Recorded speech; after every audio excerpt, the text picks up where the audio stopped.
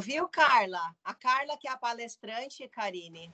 Ah, desculpa, é a Carla que está aqui. Eu estou falando com a Fernanda, estou falando... É a Para eu só estava aqui a ajudar. Exatamente. Mas foi sempre bom ouvir essas palavras. Mas então, doutora Carla... Eu vou desligar o meu som e a minha câmara. A Carla já está aí. Já estou. Obrigada. Obrigada. Salvou-me. Eu estava à espera, mas não chegava ninguém. Eu fiquei um bocado preocupada. Porque assim, vou ligar à Fernanda, que é a minha salvadora. Pronto.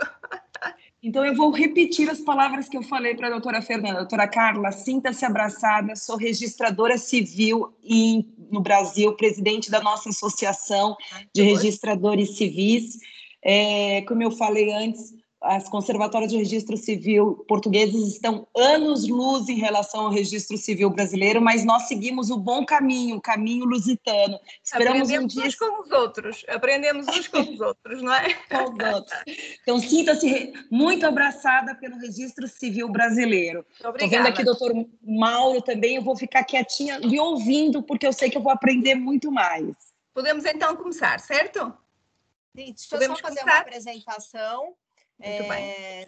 Doutora Carla fará a nossa apresentação hoje. Eu vou deixar a doutora Carla mais à vontade para explicar todas as funcionalidades das conservatórias, na medida do possível fazer um comparativo com o Brasil e deixando as perguntas mais para o final da palestra.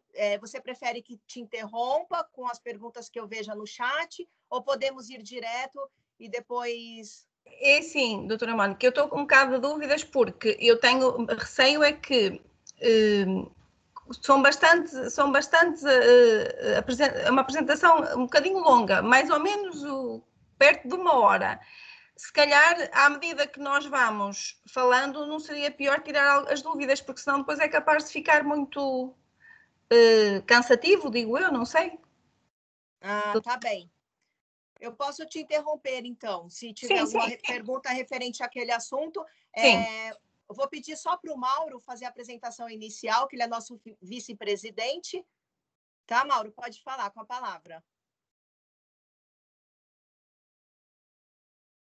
Tá sem som. Ok, boa tarde a todos. É com prazer que recebemos a doutora Carla para esse nosso novo evento internacional, né? Promovido aí pela AD Notari, pela Academia Nacional de Registros, de Direito Notarial e Registros, né? Bem, eu acho que é isso, né? Eu acho que nós já estamos aí com 9 minutos, podemos dar início e eu vou me manifestando na medida em que as coisas forem acontecendo, tá bom? Muito bem. Ok. Doutora Carla, fique à vontade, então. Muito obrigada, muito obrigada. Um abraço, doutora Karine. Muito bem. Então, boa tarde a todos. O meu nome é Carla Barbosa, como já me apresentaram a doutora Mónica, o doutor Mauro, portanto, eu sou conservadora do Registro Civil. Fico muito agradecida pelo desafio e pelo convite que me endereçaram. Eu estou aqui em termos pessoais, digamos assim, eu sou licenciada em Direito, já exerci advocacia, que muito gostei. Entretanto, enveredei por esta via dos registros e estou aqui em termos pessoais para partilhar um bocadinho da minha experiência e do meu estudo sobre estas matérias. Não estou aqui em termos institucionais, obviamente, é a título particular, a título individual, mas tenho todo o gosto em partilhar realmente a minha experiência nestas matérias. Para melhor me acompanharem, eu vou iniciar a minha apresentação com uma apresentação de PowerPoints que eu preparei para esta palestra, para este convívio que temos aqui, e vou passar a apresentar.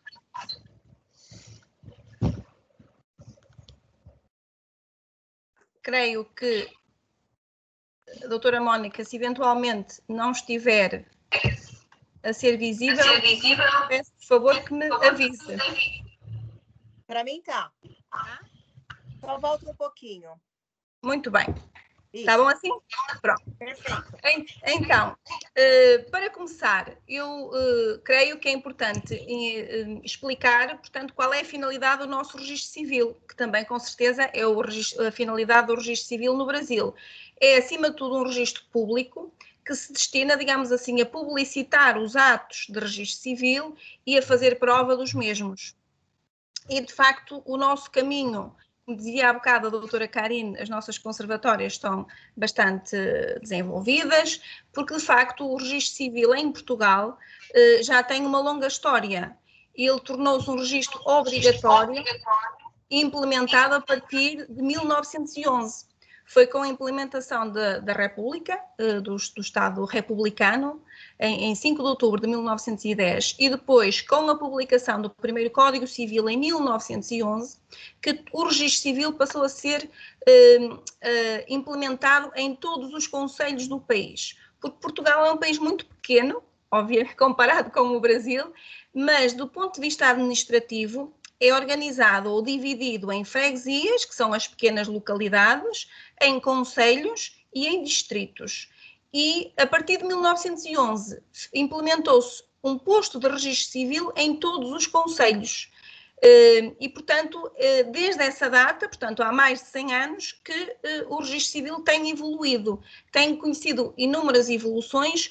Uma das mais importantes foi, sem dúvida nenhuma, em 1940, quando o Estado português fez um protocolo, um acordo chamado Concordata com a Santa Sé de Roma, uma vez que a religião católica tinha uma grande importância no nosso país, e, portanto, essa Concordata em 1940 passou a atribuir efeitos civis aos casamentos que eram celebrados pela Igreja Católica.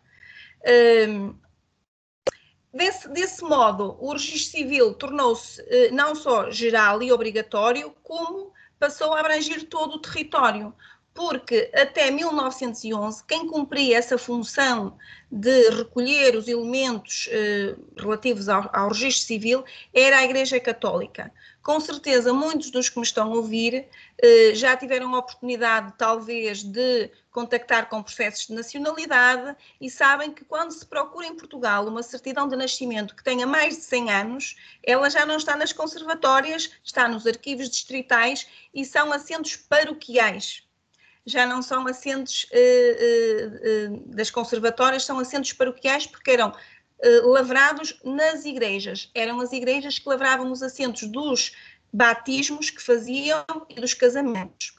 Portanto, após então a implementação da República, passou a ser um registro civil que abrangia todo o território, um registro civil obrigatório.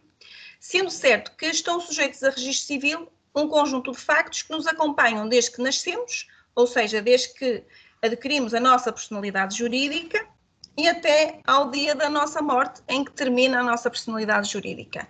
E o nosso registro civil acompanha todas as vicissitudes, todas as mudanças, todas as alterações que ocorrem ao longo da nossa vida.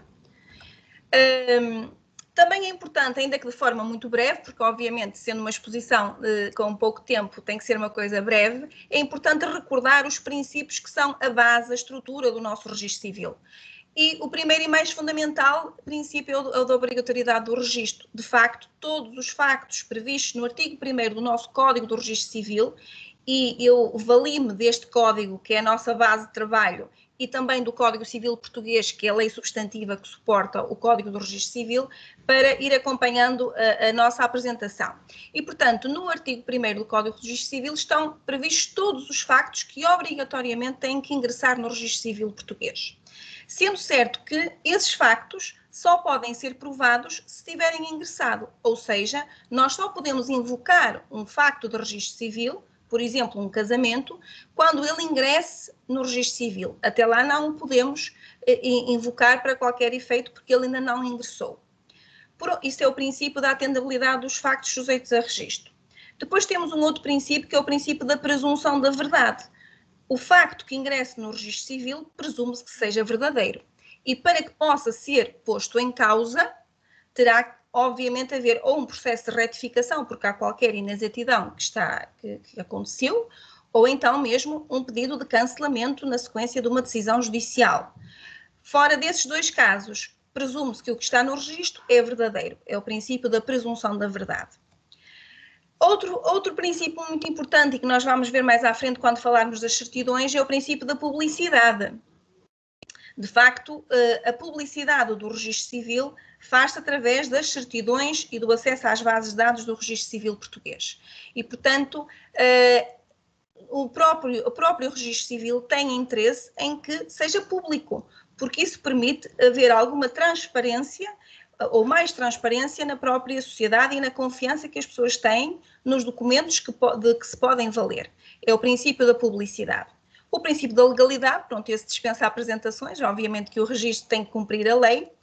Outro princípio muito importante e que é muito característico do nosso registro civil é o princípio da oralidade ou da instância verbal. Em palavras simples, significa o quê?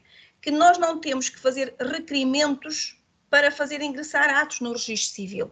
Na grande maioria dos casos, basta uma interpelação verbal em qualquer registro, em qualquer conservatório do registro civil. Quando a minha filha nasceu, eu não precisei de fazer um requerimento para fazer ingressar o assento de nascimento. Eu dirigi-me à conservatório e declarei.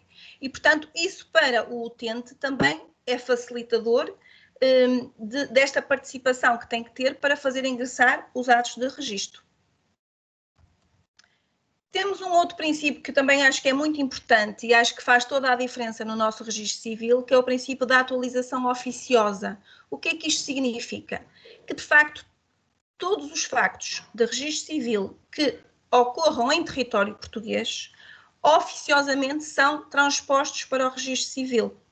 Se, por exemplo, eu celebrar um casamento hoje, eu vou imediatamente, no final da celebração do casamento, atualizar o assento de nascimento dos nubentes. E faço oficiosamente. Os nubentes não têm que o pedir, não têm que pagar, os serviços fazem-no oficiosamente. E isso permite, em cada momento, termos um registro civil atualizado, com todas as vantagens que isso traz, quer para os utentes, quer para os próprios serviços e para o Estado português, obviamente. Depois também temos o princípio da gratuitidade. É engraçado porque na área dos registros temos o registro predial, o registro automóvel, o registro comercial, várias áreas de registros. Mas costuma dizer-se que o parente pobre é o registro civil, porque de facto a grande maioria dos atos que ingressam no registro civil são atos gratuitos. Ninguém paga por declarar o nascimento do seu filho, ninguém paga por declarar o óbito, uma perfilhação, quando é feita também não é paga, um averbamento que se faça ao assento de nascimento para atualizar um estado civil, um nome, não se paga e, portanto, quando alguém nasce tem de imediato direito a comprovar a sua cidadania através da inscrição do seu nascimento no registro civil. Portanto, é um registro tendencialmente gratuito. Sendo assim, quais são os factos sujeitos a registro? Eu não os vou elencar todos aqui, eles estão previstos no artigo 1º do nosso Código do Registro Civil, mas essencialmente são os factos naturais, que é o nascimento e a morte, esses não dependem da vontade de ninguém. Depois temos os factos constituídos por negócio jurídico, ou seja, um casamento, uma convenção antenupcial, etc. E temos factos também determinados por uma decisão com efeitos jurídicos, seja uma decisão de adoção, seja um divórcio, seja uma regulação das responsabilidades parentais, seja uma mudança de sexo, uma alteração de nome, todos esses factos também ingressam no registro civil. E até mesmo, quem tiver a oportunidade e curiosidade de consultar o artigo 1º do nosso Código do Registro Civil, verifica que até alguns factos relacionados com a vida económica de cada pessoa podem também ser averbados ao assento de nascimento. Estou a pensar, por exemplo, numa insolvência, em todos os atos relacionados com essa insolvência, e esses factos passaram a ser averbados ao assento de nascimento. Obviamente que sem alguma polémica, ou melhor, com alguma polémica, porque alguns especialistas na área do registro civil, quando houve essa alteração de fazer ingressar por averbamento esse tipo de atos, entendiam que isso não seria importante ir ao assento de nascimento porque não tinham diretamente a ver com a vida da pessoa, não com a vida civil, mas mais com a vida económica e profissional. Mas, de facto, a lei previu e esses factos, insolvências, nomeações de administradores de insolvências no processo, etc., quando respeitantes a pessoas singulares, vão, por averbamento, ao assento de nascimento. Entretanto, todos os factos que ocorram em território português, sejam respeitantes a cidadãos portugueses, têm que ingressar no registro civil obrigatoriamente. E também ingressam no registro civil os factos sujeitos a registro quando respeitantes a estrangeiros, mas que ocorram em território português. Imaginemos um imigrante, uma pessoa de nacionalidade brasileira, ou francesa, ou inglesa, que reside cá em Portugal e que morre cá, não obstante ser um cidadão estrangeiro, o óbito ocorreu em território português, portanto, também ingressa no registro civil português. Também ingressam no registro civil português os factos que digam respeito a cidadãos portugueses e que ocorram no estrangeiro, porque o Estado português tem todo o interesse em que cada cidadão, ainda que não resida cá em Portugal, mas que seja cidadão português, faça ingressar no registro civil os factos que lhe dizem respeito.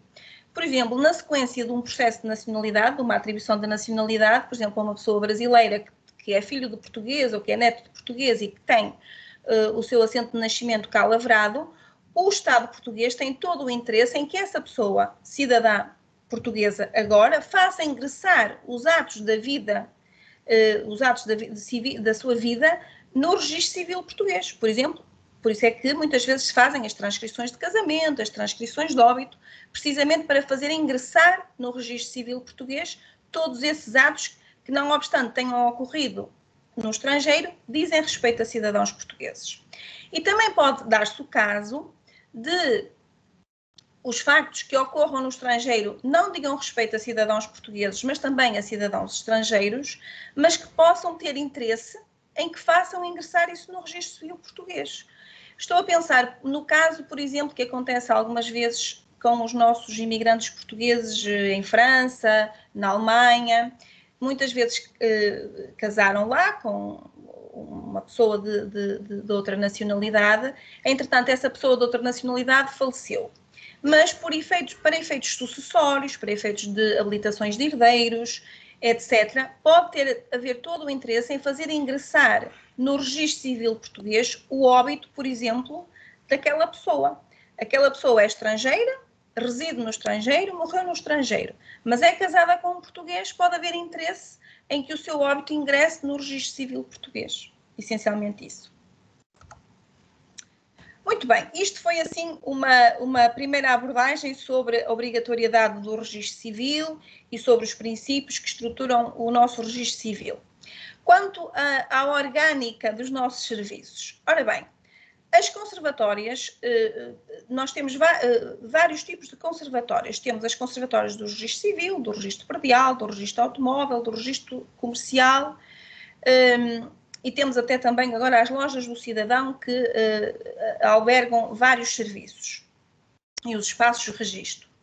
Mas no terreno, em cada concelho, como eu dizia no início, desde 1911, que em cada concelho havia uma conservatória do registro civil, mas nos pequenos concelhos as conservatórias não têm só competência para registro civil, têm também para todas as outras áreas dos registros.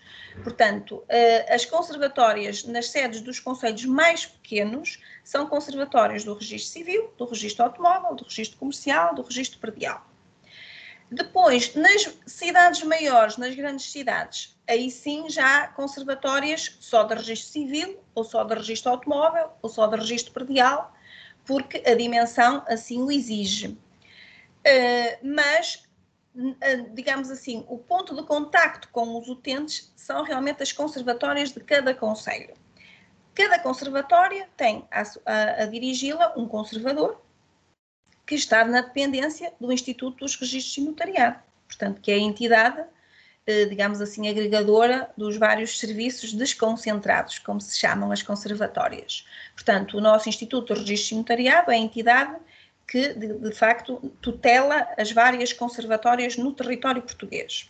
Sendo certo que o Instituto dos Registros de Notariado, que tem um conselho diretivo, está na dependência ou na tutela do Ministério da Justiça. Portanto, em última instância, as conservatórias são órgãos de justiça, digamos assim, são extensões do Ministério da Justiça e do Instituto dos Registros de Notariado.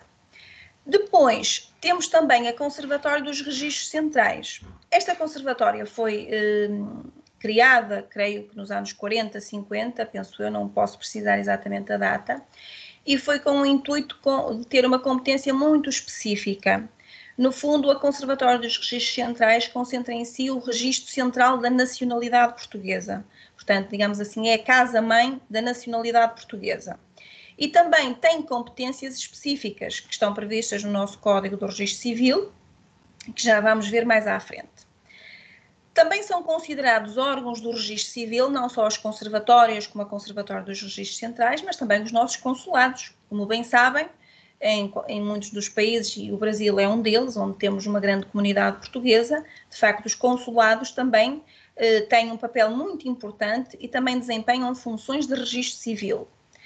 E depois, embora são situações menos comuns, e penso que agora pouco até ocorrerão, mas os próprios comissários da Marinha, dos navios do Estado, das aeronaves do Estado português, tinham competência para, em algumas circunstâncias muito específicas, praticarem atos de registro civil. E mesmo há situações em que qualquer um de nós, que não precisa de ser conservador, nem precisa de ser advogado, pode praticar atos de registro civil. E perguntarão vocês em que circunstâncias é que isso poderá acontecer. Por exemplo, numa situação de um casamento urgente. Imaginemos que vocês têm um vizinho que está muito doente, que está na iminência de morte e que pretende casar. E está consciente, apesar da doença ou da iminência de morte, está consciente que quer casar. Não tem tempo de ir tratar do processo à conservatória. Vocês podem, qualquer um de nós pode, celebrar o casamento urgente. Disso lavrando uma ata e depois fazendo-a ingressar no registro civil com algumas particularidades processuais. Mas qualquer um de nós pode eventualmente ter que praticar atos de registro civil, ainda que em situações muito, muito específicas, digamos assim. Ora, quanto à competência das conservatórias, com o Decreto-Lei 324/2007, que foi a última grande alteração legislativa que teve impacto e teve implicações no registro civil português, eliminou-se a competência territorial das conservatórias, porque até ali as conservatórias eram competentes tinham competência territorial, ou seja, certo tipo de atos só podiam ser praticados na conservatória da residência das partes ou na conservatória da naturalidade das partes. Por exemplo, um processo de casamento, se eu residia num determinado concelho, por exemplo, no Concelho de Lisboa, eu tinha que organizar o meu processo de casamento na minha área de residência. E, portanto, era a chamada competência territorial. Com esse decreto-lei, a partir de 2007, que foi a grande mudança, digamos assim, na própria orgânica e dinamismo e organização dos serviços de registro civil, essa competência territorial desapareceu. O que significa que, neste momento, em Portugal, qualquer conservatório de registro civil é competente para fazer ingressar os factos ocorridos em território português. E isto independentemente da nacionalidade dos indivíduos a que diga respeito, como eu disse há bocadinho. Depois, o nosso artigo 11 do Código de Registro Civil especifica qual é a competência específica da Conservatória dos Registros Centrais. Eu não transcrevi o artigo, mas posso dizer-lhes, a título de exemplo, que a Conservatória dos Registros Centrais é competente para lavrar os registros de nascimento de portugueses que nasçam no estrangeiro, lavrar os registros de nascimentos na sequência de processos de nacionalidade, uma vez que a Conservatória dos Registros Centrais continua a ser o grande centro da nacionalidade, digamos assim, nascimentos ocorridos no estrangeiro, como disse há bocadinho, certo tipo de assentos que tenham que ser lavrados por decisão judicial que digam respeito a estrangeiros que residam cá em Portugal e que não tinham que ser não tinham que ingressar no registro civil e que por alguma razão têm que ingressar. Portanto, a Conservatória dos Registros Centrais tem competências muito específicas, estão previstas no artigo 11 do Código do Registro Civil. Todos os outros podem ser lavrados em qualquer conservatória do Registro Civil português. Também as conservatórias do Registro Civil podem, e fazem-no, ser intermediárias de processos da competência exclusiva dos registros centrais. Dou sempre este exemplo que é o mais simples. Qualquer conservatório do Registro Civil português pode dar entrada de um processo de nacionalidade. É uma conservatória intermediária. Recebe o processo, recebe a declaração para o processo, organiza-o e envia-o via eletrónica para a Conservatória dos Registros Centrais. É o que se chama a intermediação. Isso acontece muito nos processos de nacionalidade. De uma forma muito simples, também não vou alongar muito nesta parte, que não terá assim grande interesse. Portanto, o artigo 39 do Código de Registro Civil diz que, relativamente aos atos de registro, são partes em relação a cada registro, o declarante e as pessoas a quem o facto diretamente respeite.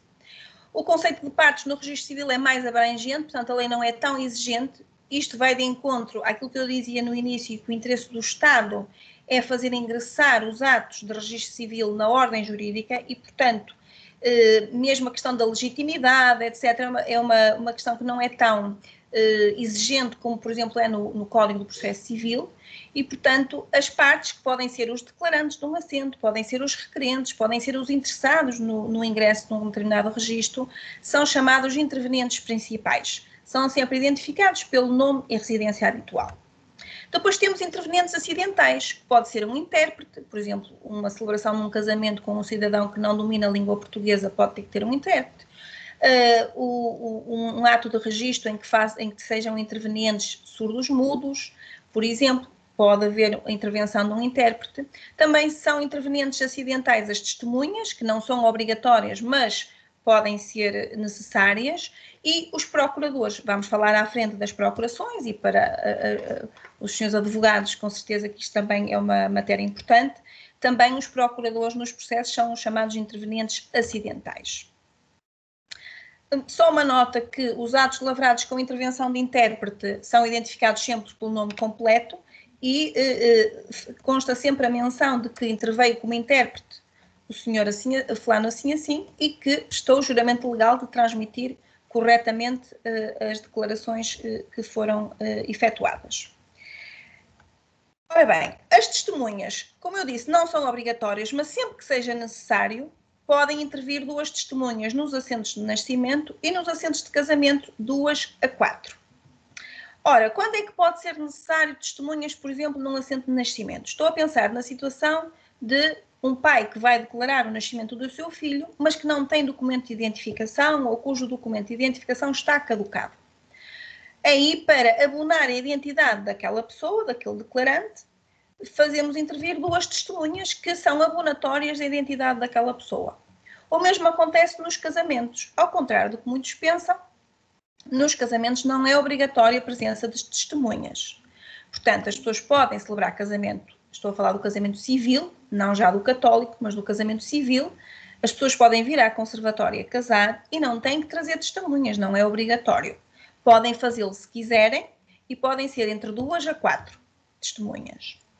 Também, se em algum processo ou em algum ato de registro civil em que por alguma razão o senhor conservador tenha dúvidas acerca da veracidade das declarações das partes, da identidade das mesmas, pode acontecer que possa exigir, e está na disponibilidade do senhor conservador, exigir a intervenção de 2 testemunhas que vão confirmar ou a identidade das partes ou a veracidade das declarações das mesmas. Como dizia há bocadinho, as testemunhas são sempre abonatórias da identidade das partes. A identificação das testemunhas é aplicável ao artigo 40, ou seja, elas são identificadas pelo nome e residência habitual e são, ou têm que ser, ou deverão ser, pessoas idóneas, maiores ou emancipadas. O conceito de testemunha aqui também é mais abrangente porque também podem ser testemunhas de algum ato, não só pessoas estranhas aos intervenientes principais, mas também parentes ou afins das partes e dos funcionários. Portanto, eu posso perfeitamente, pode dar-se o caso de, numa situação em que seja necessária a intervenção de uma testemunha, o funcionário que está a lavrar, por exemplo, um assento de nascimento em que intervém uma testemunha, essa testemunha não há qualquer impedimento em que seja parente daquele funcionário que está a lavrar o ato. Não há qualquer impedimento. Mais uma vez, reforço esta ideia de que o registro civil ou o Estado pretende é que ingressem no registro civil os atos que são obrigatórios. E para isso dá alguma margem de manobra que está previsto na própria lei para facilitar ou para ajudar ou não dificultar, digamos assim, o ingresso dos atos. Eu não sei se estou a falar muito rápido. Se houver alguma questão ou alguma coisa, por favor, digam.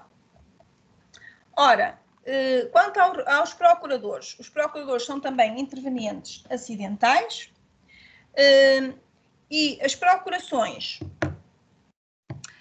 para o registro civil devem conter os poderes especiais para o ato em concreto, o que significa que uma procuração passada ou uma pessoa particular ou um profissional forense, seja ele advogado, solicitador, tem que conter os poderes especiais, ou seja, especificar quais são os atos que pretende, de registro civil, que aquela pessoa que passa à procuração pretende ver, pretende que aquele procurador faça. E a procuração pode ser outorgada por documento assinado pelo representado, com reconhecimento presencial da assinatura, o que vocês no Brasil chamam o reconhecimento por autenticidade, ou também a procuração pode ser outorgada por documento autenticado ou por instrumento público, uma procuração lavrada, por exemplo, num cartório notarial. Sendo certo que se a procuração tiver sido passada a advogado ou solicitador, bastará que seja assinada pela parte, pelo representado, ou seja, não necessita ter reconhecimento por autenticidade da assinatura ou reconhecimento presencial, uma vez que é passada a profissional forense jurídico. Mas, como disse, reforço, tem que conter os poderes específicos para o ato que se pretende praticar. Ora, também há aqui uma especificidade no que diz respeito às procurações. Na procuração para casamento, uma vez que é um ato muito específico, também tem requisitos específicos e que estão previstos na lei, no artigo 44. E a procuração para casamento tem que identificar os noventes pelo nome, filiação, naturalidade e data de nascimento. Deve indicar a modalidade do casamento, ou seja, se é um casamento civil, se é um casamento católico, se é um casamento civil sob a forma religiosa. E, embora não seja obrigatório, ou seja, não está expressamente previsto na lei, mas será também conveniente que essa procuração refira se o casamento é celebrado com ou sem convenção antenupcial. Porque o regime de bens, obviamente, é um aspecto importante a definir na celebração do casamento. Sendo certo que para instaurar o processo de casamento, e nós vamos ver mais à frente, vamos falar de uma forma ainda que breve do assento do processo de casamento, para instaurar o processo de casamento, ambos os noventes se podem fazer representar por procurador, que até pode ser o mesmo. Ou seja, se há um casal que está, por exemplo, no estrangeiro e pretende organizar o seu processo de casamento para casar agora no Natal, pode perfeitamente passar uma procuração a um familiar, a um tio, ou um advogado, ou à mãe, ou ao pai, e podem os dois ser representados pelo mesmo procurador para instaurar processo de casamento. Mas para o ato, ou seja, para a celebração do casamento, para o próprio ato da celebração, aí só um dos noventes é que pode estar representado pelo procurador. Portanto, para instaurar o processo, um único procurador é admitido. Para a celebração do ato do casamento, aí já tem que pelo menos um dos noventes estar presente. As procurações passadas no estrangeiro, desde que cumpram as formalidades do local onde são emitidas, são admitidas na lei portuguesa. Por exemplo, já vi em muitas situações, não é? As procurações passadas, por exemplo, no Brasil, que até são feitas em cartório, corrijam-me se eu estiver errada, as procurações são muitas vezes feitas por translado, creio que é assim que se chama, que se diz, e que nem sequer o translado que nos chega da procuração, nem sequer tem a assinatura da pessoa, do representado, tem a assinatura do funcionário do cartório. e, portanto, nós aqui, as procurações têm que ser sempre assinadas pelas partes, mas como isso cumpre os requisitos da lei brasileira, nós aceitamos essa procuração. E, já que me estão a ouvir, se eu por acaso cometer alguma incorreção, agradeço que me corrijam se estiver a ser imprecisa. Relativamente aos documentos emitidos no estrangeiro, podem servir de base também a atos de registro, desde que não haja dúvidas acerca da sua autenticidade. Podem ser legalizados, e nós sabemos, não é? Através da apostilha ou através da passagem pelo consulado, da certificação pelo consulado português do país onde é emitido esse documento. E caso o conservador tenha dúvidas sobre a autenticidade daquele documento, pode sempre pedir a confirmação da sua autenticidade. A doutora Mónica, não sei se estou a ser rápida, se está a correr tudo bem. Está tudo perfeito, eu estou fazendo algumas anotações aqui. Pronto. Eu não sei se estou a falar muito rápido, mas se estiver, digam, por favor. Está ótimo. Pronto. Os documentos emitidos no estrangeiro, que servam de base a atos de registro civil, também, se forem lavrados, ou se forem lavrados em língua estrangeira, obviamente têm que ser traduzidos. Não se passa isso entre o Brasil e Portugal, felizmente, partilhamos a mesma língua, mas quando são emitidos em outros países que não são de língua portuguesa, de língua oficial portuguesa, terão que ser traduzidos. Se bem que recentemente o nosso Código do Registro Civil foi alterado, no seu artigo 49, número 8, através da Lei 51/2018, que veio permitir que os documentos que forem escritos em língua estrangeira deverão ser acompanhados de tradução, exceto ou salvo se estiverem redigidos em língua inglesa, francesa ou espanhola, e o funcionário do serviço dominar essa língua. Portanto, não é uma obrigação. Significa o quê? Se numa determinada conservatória for apresentada uma certidão, por exemplo, em inglês, o funcionário não tem obrigatoriamente que a aceitar sem tradução. Só a aceita se dominar essa língua, mas se entender que não está habilitado suficientemente para garantir a percepção absoluta desse documento, pode sempre exigir a sua tradução. Mas a lei deu esta abertura no sentido de há essa possibilidade, se o funcionário dominar a língua, não ter que exigir a sua tradução. Também, no âmbito da Convenção CIEC, portanto, que são uma convenção da qual há várias, mas Portugal aderiu a várias convenções internacionais e uma delas foi aquela que permitiu as chamadas certidões de modelo internacional, que vamos falar entretanto, que também dispensam a tradução. Portanto, é melhor, não é? Porque facilita, sem dúvida nenhuma, a vida às pessoas que não têm que estar a fazer as traduções das certidões. Ora, e como eu estava a falar das certidões, nem de propósito, como é que nós fazemos prova do registro civil, dos factos sujeitos a registro civil? Era aquilo que eu dizia no início, o princípio da publicidade faz-se através de acesso à base de dados ou por meio de certidão, portanto. E estes meios de prova dos factos sujeitos a registro civil, as certidões, estão previstas, regulamentadas no artigo 211 e seguintes do Código do Registro Civil. E o princípio base, ou o princípio geral, é de que as certidões podem ser pedidas em qualquer conservatória e por qualquer pessoa. Portanto, como sabemos, o registro civil é um registro público, portanto, tem interesse na sua publicidade e, portanto, genericamente, qualquer pessoa pode pedir uma certidão em qualquer conservatória. Nem sequer há competência territorial para isso. Com as exceções que estão previstas na lei, porque nem todos os assentos são ou podem ser, digamos assim, de acesso universal. Realmente, as limitações à legitimidade para efetuar pedidos de certidões estão previstas no artigo 214 do Código de Registro Civil, nos números 2, 3, 4, 5 e 6. São várias situações, eu não vou elencá-las todas, dou só 2 ou 3 exemplos. Estou a pensar, por exemplo, numa certidão de nascimento, da qual consta um averbamento de adoção.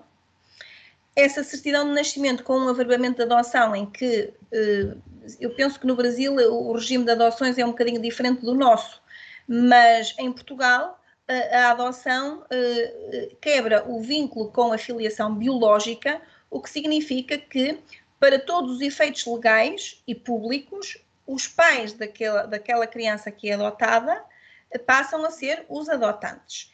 E, portanto, a filiação biológica daquela criança não pode ser revelada a ninguém, a não ser aos próprios, ao registado e aos seus pais adotivos. E este assento nunca é cancelado, precisamente por causa da questão dos processos de casamento, porque quando se organiza um processo de casamento em que a pessoa, um dos nubentes, foi um adotado, nós temos sempre que consultar esse assento para verificar se não há perigo de consanguinidade, ou seja, de aquela pessoa poder ser parente do noivo ou da noiva do outro nubente por efeitos da filiação biológica, porque oficialmente a filiação daquela criança passou a ser a filiação dos pais adotantes, mas tem que saber quem são os seus pais biológicos para garantir que não há relações de consanguinidade entre os nubentes. E, portanto, estas certidões não estão, digamos assim, disponíveis para qualquer pessoa. E se houver situações em que uma certidão dessas seja emitida indevidamente e venha a público, pode realmente trazer graves problemas às pessoas envolvidas, não é? Pronto. Também estou a pensar noutro exemplo que compreenderão com certeza. Por exemplo, as certidões de assentos de nascimento que têm uma mudança de sexo. Como sabem, em Portugal já é possível um processo de mudança de sexo no Registro Civil Português. E isso implica que realmente seja feito um averbamento ao assento de nascimento, em que é alterado o sexo e também é alterado o nome próprio do registado. E essas certidões também não estão acessíveis a qualquer pessoa, estão acessíveis só aos próprios, aos seus herdeiros e para efeitos de investigação criminal. E, portanto, o que acontece nestas situações, normalmente de adoções e de mudanças de sexo, é que as pessoas podem pedir para se fazer um assento novo. Mas há sempre uma referência, há sempre uma forma de os serviços de registro fazerem a ponte entre os dois assentos. Portanto, faz sempre a ponte entre o assento inicial da pessoa e o novo assento. O novo assento vai refletir a identidade atual daquela pessoa, seja quanto à filiação, seja quanto ao sexo, seja quanto ao nome, mas há sempre possibilidade de fazer a ponte com o assento inicial. E, portanto, o novo assento é público porque, para todos os efeitos legais, está lá uma filiação, está lá um nome, um sexo, mas os assentos iniciais que refletem essas alterações não estão acessíveis ao público, digamos assim. Estão acessíveis apenas e só aos interessados diretos daqueles assentos. Para pedir as certidões, o artigo 215 diz que podem ser requisitadas verbalmente em qualquer conservatório, ou loja do cidadão, ou espaço do cidadão. Qualquer pessoa pode ir a um balcão de uma conservatória e dizer, olha, eu precisava de um assento de nascimento da pessoa X. E é emitida a certidão. Também podem ser pedidos pelo correio, hoje em dia é raro acontecer, mas acontece. Por e-mail também, para a própria conservatória. Isto é uma possibilidade que foi agora de novo reativada por força da pandemia, do Covid-19, portanto, em que durante algum tempo os serviços estiveram encerrados para atendimento presencial e consagrou-se essa possibilidade, ou reativou-se, porque isso já chegou a ser possível, depois deixou de ser, e através do serviço público direto, mas agora voltou a ser possível pedir por e-mail as certidões. E também via online. A via online foi possível através da portaria 181/2017, de 31 de maio, que criou a certidão online de registro civil e permitiu que, de facto, se passasse a ter acesso pela via eletrónica ao conteúdo dos assentos e respectivos averbamentos dos assentos de nascimento, casamento, óbito, declaração de maternidade e perfilhação. Este serviço está disponível neste site, no Civil Online, que vem aqui, e é um procedimento simples, basta que o utente entre neste site, submete o seu pedido, preenchendo um formulário com os seus dados e com os dados do pedido, ou seja, da certidão que pretende, e é gerada uma referência para pagamento, ou é feito um pagamento por cartão de crédito, e caso não seja pago no prazo de 48 horas, o pedido é cancelado.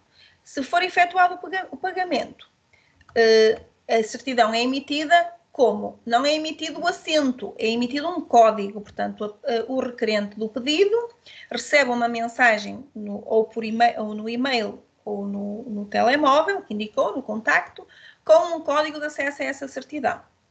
Esse código de acesso, apresentado perante qualquer entidade pública ou privada, tem o mesmo valor de certidão. Tem o código e a entidade a quem é apresentado esse código pode ir ao Civil Online, consultar esse código e tem acesso ao texto da certidão. O prazo destas certidões ou deste código tem o prazo de 6 meses, não pode ser revalidado, portanto, ao fim de 6 meses tem que se fazer novo pedido e tem um custo de 10 euros. Portanto, é um custo mais acessível do que as certidões pedidas ao balcão, porque as certidões pedidas ao balcão têm um custo de 20 euros. Estas têm um custo de 10 euros e, portanto, são mais acessíveis e mais cómodas, digamos assim. Carla, posso fazer uma observação? Sim, sim. Esse Civil Online, sim, ele fala que só consegue emitir as certidões com até 100 anos, certo? Precisamente porque não estão disponíveis na base de dados do Registro Civil Português. Porque é assim, doutora Mónica, como eu disse há bocadinho, portanto, as certidões com mais de 100 anos, os assentos com mais de 100 anos, foram todos transferidos para os arquivos distritais, certo? Como grande parte dos nossos livros de assentos, seja de nascimento, seja de casamento e em alguns sítios até de óbito, já estão informatizados, o serviço online permite localizar a certidão, certo? Quando não estejam informatizados, a conservatória recebe uma mensagem e procede à informatização desse assento. Estou a pensar, por exemplo, imaginemos uma conservatória, nas pequenas conservatórias isso não acontece, mas nas maiores, por exemplo, os assentos de nascimento de 1930, se calhar não houve tempo para os informatizar. E, portanto, como são pessoas mais antigas e em que a probabilidade de pedirem certidões ou de haver alterações é menor, mas não foram informatizadas. E, portanto, fazendo a pesquisa no sistema de registro civil, que é o CIRIC, é o Sistema Integrado de Registro Civil, não se encontra essa certidão e tenta-se localizar a naturalidade da pessoa onde pode estar essa certidão. Pronto. E a conservatória detentora do livro informatiza. Mas quando a conservatória já não tem esses livros no seu arquivo, porque foram transferidos para os arquivos distritais, aí já não é possível. Certo, Mónica? Em alguns casos, eu tenho conseguido, mesmo acima de 100 anos, geralmente eu coloco uma data até 100 anos e coloco lá no campo observações. Ou faço isso que você falou, mando um e-mail para a conservatória e pergunta se tem lá o livro informatizado. Exatamente. E tem conseguido bastante, viu? Para você ver como Portugal é tão avançado que mesmo aquelas que passaram de 100 anos, ou seja, que estão lá ainda, que seriam o que vocês chamam de assento paroquial, eu costumo falar certidão de batismo. Ainda assim, eu tenho conseguido bastante.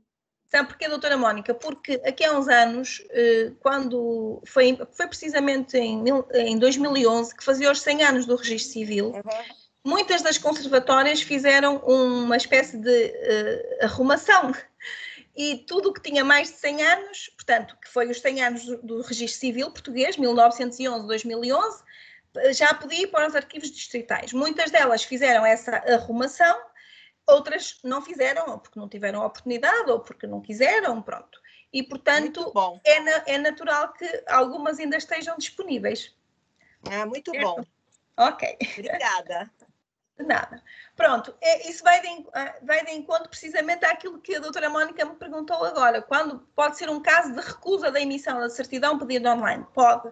Nos casos de falta de legitimidade, como os exemplos que eu dei há bocadinho, daqueles assentos que têm averbamentos de adoção, ou que têm averbamentos de mudança de sexo ou de nome próprio, e também quando o assento pretendido já se encontrar no arquivo distrital. Pronto, precisamente vai de encontro àquela pergunta que me fez. Também vou fazer aqui uma breve referência, só mesmo breve, porque Portugal está inserido na União Europeia, como sabem, e, portanto, muita da nossa legislação também é influenciada, é alterada pelos regulamentos europeus. E esta cooperação internacional, que já vem de há muito tempo, também está presente neste Regulamento Europeu 1191/2016, que prevê a dispensa de legalização de documentos que estão previstos neste regulamento e também simplifica as formalidades relativas a traduções. No fundo, vai um bocadinho de encontro àquelas convenções que eu também já falei há bocadinho, que é as certidões emitidas ao abrigo desta Convenção 16 CIEC, a que Portugal aderiu já nos anos 80, que são certidões emitidas em modelo internacional e que dispensam a tradução, mas também há o Regulamento Europeu que também prevê essa possibilidade. Uma nota, nas certidões pedidas online não é possível pedir certidões de modelo internacional. Portanto, quem precisar de uma certidão de modelo internacional, que é uma certidão que dispensa tradução, estou a pensar, por exemplo, um imigrante português em França que precisa de uma certidão de nascimento e que a quer de modelo internacional porque assim dispensa a tradução para francês, para apresentar nas autoridades francesas. Não pode pedi-lo online. Tem que se dirigir ou pelo correio, ou num balcão numa conservatória, ou até por e-mail. Mas via online não é possível obter essas certidões de modelo internacional. Pronto. Falei desta parte das certidões, ainda que de forma assim muito breve. Não sei como é que estamos de tempo, que eu ainda vou aqui quase no início. Mas muito rapidamente, o Registro Civil prevê que os factos ingressem por meio de assento ou de averbamento. E também os assentos são lavrados por inscrição ou por transcrição. Isto é apenas uma curiosidade, mas só para terem a percepção de como funciona. Os assentos lavrados por inscrição têm o mesmo valor dos assentos lavrados por transcrição, só que por inscrição os assentos são lavrados com base numa declaração direta perante o funcionário do Registro Civil. Se eu tenho a minha filha, vou à conservatória registrar o nascimento da minha filha, declarar o nascimento, é um assento lavrado por inscrição. Se eu estou no estrangeiro, a minha filha nasceu no estrangeiro e eu agora venho pedir que o registro civil, que o registro de nascimento dela ingresse no registro civil português, esse assento é lavado por transcrição, porque é baseado num documento e não apenas, digamos assim, numa declaração direta. Os averbamentos, o que é que se destinam? O nosso registro civil está sempre atualizado por via dos averbamentos, porque estes averbamentos destinam-se a alterar, a completar, a atualizar os conteúdos dos assentos. E são feitos oficiosamente, como eu disse também no início, que é o princípio da atualização oficiosa dos assentos. São lavrados por inscrição os factos previstos no artigo 52 do Código do Registro Civil. Os mais usuais são os assentos de nascimento e de óbitos ocorridos em território português, que são diretamente lavrados numa conservatória, e também os assentos de nascimento e óbito de cidadãos portugueses ocorridos no estrangeiro e declarados diretamente nos consulados. Temos aqui outras situações que não são muito relevantes. Por transcrição, são lavrados os assentos na Conservatória dos Registros Centrais, com base em declaração prestada em conservatória intermediária. Como eu disse há bocadinho, todas as conservatórias do Registro Civil Português podem ser intermediárias de assentos que são da competência da Conservatória dos Registros Centrais. Por exemplo, eu tenho uma filha no estrangeiro, pretendo fazer ingressar o nascimento dela em Portugal, esse nascimento é da competência dos registros centrais. Porquê? Porque é também um nascimento atributivo da nacionalidade.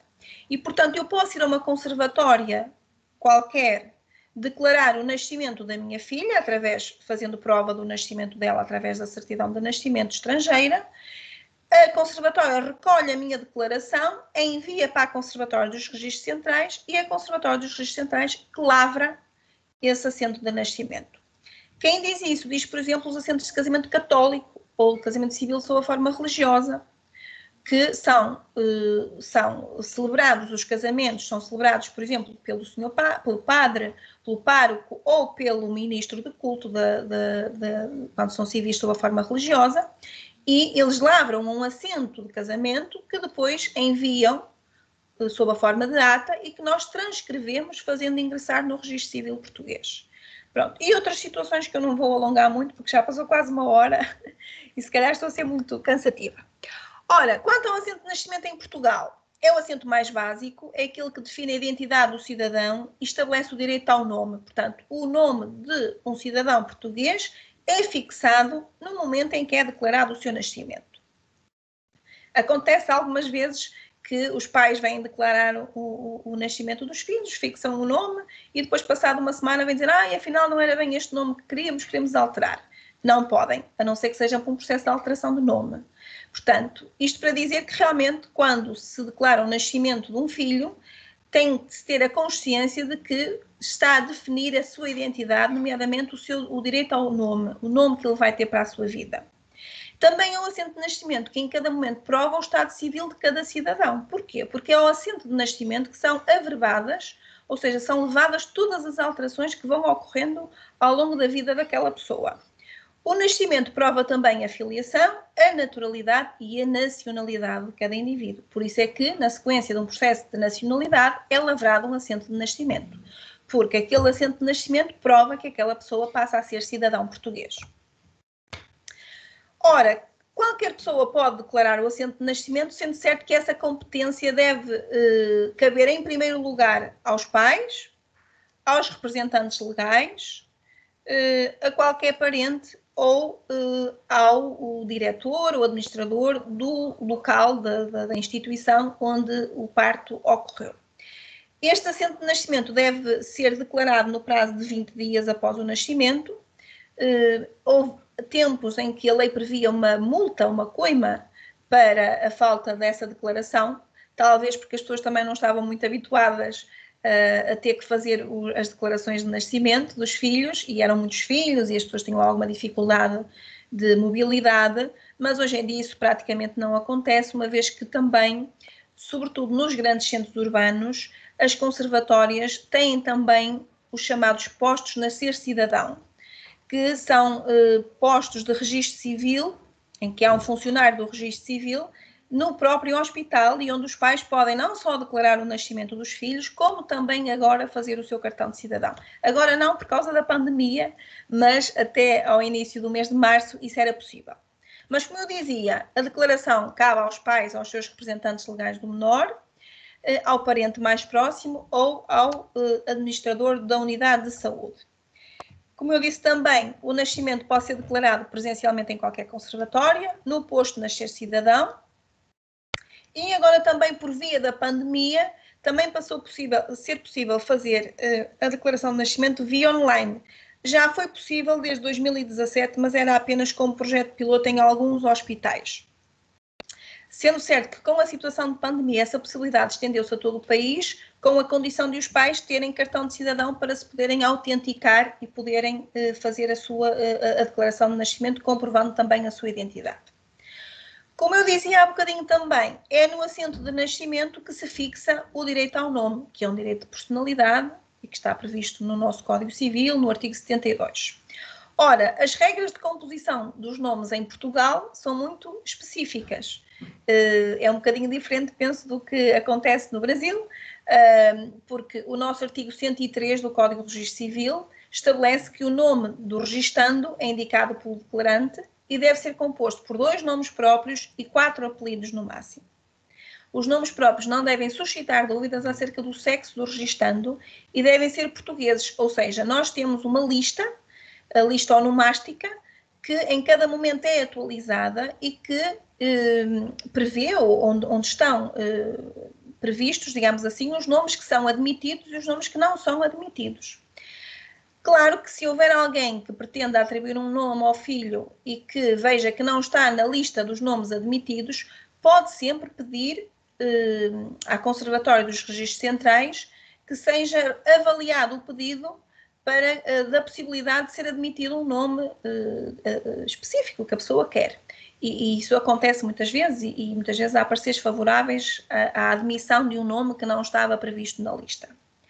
Também é possível serem admitidos nomes próprios estrangeiros, se o registando for estrangeiro, tiver nascido no estrangeiro, tiver outra nacionalidade além da portuguesa, ou algum dos pais for estrangeiro. Portanto, isso é possível e sabemos disso, os filhos dos nossos imigrantes, os cidadãos que, entretanto, são de cidadãos portugueses por via da aquisição da nacionalidade, que têm o seu nome e que não é alterado embora se calhar muitos deles não cumpram este artigo 103. Mas estas são as regras para quem declara o nascimento de uma criança nascida em Portugal e que é portuguesa e que os pais são portugueses, portanto são 2 nomes próprios e 4 apelidos. Os apelidos são escolhidos de entre aqueles que pertencem aos pais ou muitas vezes também não aos pais, mas aos avós ou um bisavô, é possível, desde que faça a prova de que é um apelido de família. Como eu disse também há bocadinho, o nome próprio contido ou o nome fixado no assento de nascimento pode ser alterado por via de um processo de alteração de nome. Esse processo é da competência exclusiva do conservador dos registros centrais. Portanto, uma conservatória de registro civil pode receber o pedido como intermediária e tem que enviar esse pedido para a conservatória dos registros centrais. Ele tem o custo de 200 € e o requerente tem que alegar razões justificativas para a alteração do seu nome. E porquê é que ele é assim tão exigente? Porque, de facto, a alteração do nome podia trazer complicações graves, nomeadamente na identidade ou na adulteração da identidade do cidadão. E, portanto, o Estado quer garantir que o nome fixado no assento de nascimento acompanha a pessoa e refere-se àquela pessoa em concreto. Não podemos andar sempre a mudar de nome. Embora eu saiba que há alguns países em que isso é possível. As pessoas podem, de livre vontade, alterar o seu nome ao longo da sua vida. Mas isso em Portugal não é possível, a não ser por um processo de alteração de nome. Claro que também há pequenas alterações que são admitidas na lei sem terem que passar por um processo de alteração de nome. Por exemplo, imaginemos que o meu nome é Carla Barbosa e eu quero intercalar uma partícula, eu quero passar-me a chamar Carla de Barbosa. E aí é possível, eu não pago nada, só tenho que requerer, até verbalmente numa conservatória, e a lei admite essa alteração. Quem diz isso diz, por exemplo, eu pelo casamento preferi não adotar o apelido do meu marido, mas posteriormente decidi que queria adotar o apelido. Então, posso fazer um requerimento verbalmente a uma conservatória e dizer, olha, eu casei-me com o António da Silva, não adotei o apelido da Silva e agora quero adotar. Pronto, também é possível. E também posso renunciar ao apelido. Sim, doutora, diga. Você está falando isso só de forma verbal mesmo?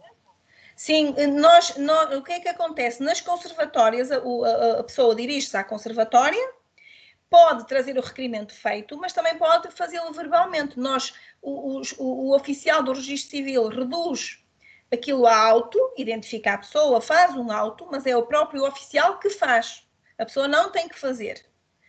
Lavra-se um auto, é lido ao requerente, a pessoa nem sequer tem que assinar, só tem que verificar se é aquilo que pretende e averba-se ao assento de nascimento. Tá bem, por exemplo, imagina uma senhora que casou e que não adotou o apelido do marido e, entretanto, decidiu que pretendia. Dirige-se a uma conservatória, devidamente identificada com o seu cartão de cidadão, obviamente, e diz, olha, eu não adotei o apelido do meu marido e agora pretendo adotar. Sim, senhora. A senhora senta-se, verifica-se a identidade, lavra-se um auto no próprio sistema de registro civil, cria-se um processo, uma coisa simples, reduz-se a auto a vontade da pessoa, faz-se um pequeno despacho a autorizar e averba-se ao assento de nascimento e de casamento. Pronto, é só isso. Nem paga nada. É simples. Tá bem. É o princípio da instância verbal, não é? Que eu dizia há bocadinho que muitas das coisas nem sequer têm que ser feitas por requerimento, faz-se verbalmente e nem sequer têm que ser assinadas. Pronto, quanto a esta parte do assento de nascimento, assim, sempre de passagem, está falado. Se tiverem alguma dúvida, por favor, depois digam. Vamos ao processo de casamento. Eu estou a falar dos principais processos de registro civil. Há outros, mas obviamente que numa hora é impossível falar deles todos, ainda que de forma breve.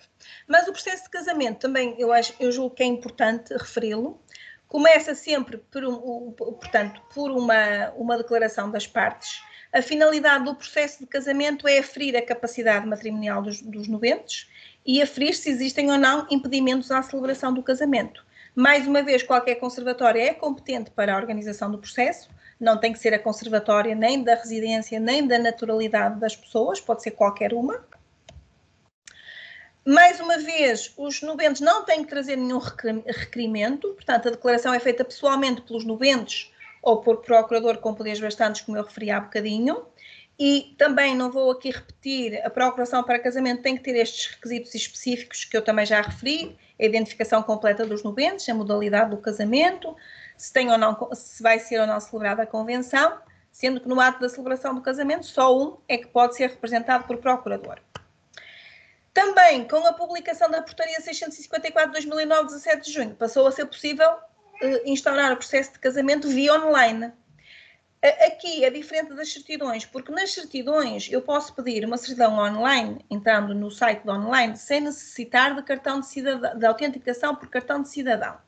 Posso fazê-lo, mas posso pedir uma certidão sem necessidade disso. Mas para instaurar um processo de casamento online, aí só podem fazê-lo os cidadãos portugueses e os cidadãos brasileiros a quem tenha sido concedido o Estatuto de Igualdade de Direitos e Deveres pelo Tratado de Porto Seguro. Portanto, são aqueles cidadãos brasileiros que têm também cartão de cidadão e que podem, por essa via, também instaurar o processo de casamento online. É necessário que ambos os nubentes tenham um cartão de cidadão e o respectivo leitor para que se possam fazer a autenticação com o certificado digital. Pronto, porquê? Porque como a declaração é efetuada pelos dois, por cada um individualmente, quando um se registra e faz a declaração, o outro tem que confirmar a declaração e também fazer a sua. O custo do processo de casamento está previsto no Regulamento Implementado dos Registros de Notariado, sendo um casamento celebrado na conservatória ou um casamento católico ou civil sob a forma religiosa, tem um custo de 120 €. Quando é um casamento civil, celebrado pelo conservador, na conservatória fora dos horários de funcionamento ou em qualquer local externo, seja num restaurante, seja num local de eventos, etc., tem o custo de 200 €. Ora, a declaração para casamento tem que identificar os nubentes da forma mais completa possível. E, portanto, o nome, a idade, estado, naturalidade, a residência, a filiação. É importante dizerem se têm ou não filhos e se esses filhos são ou não comuns, e eu já vou explicar porquê. A modalidade do casamento, ou seja, se querem celebrar casamento civil, ou casamento católico, ou civil sob a forma religiosa, e se querem ou não celebrar convenção antenupcial. Portanto, são os elementos contidos no artigo 136 do Código do Registro Civil. Ora, e quais são os documentos necessários para instaurar processo de casamento? Se forem dois cidadãos portugueses, não são precisos documentos nenhuns, a não ser o cartão de cidadão, para verificação da identidade. Porquê? Porque, como eu dizia há bocadinho, o nosso registro civil está praticamente todo informatizado, o que significa que os nubentes não têm que pagar nenhuma certidão de nascimento para apresentarem no processo de casamento, porque oficiosamente a conservatória faz a pesquisa e associa ao processo de casamento os assentos de nascimento dos nubentes.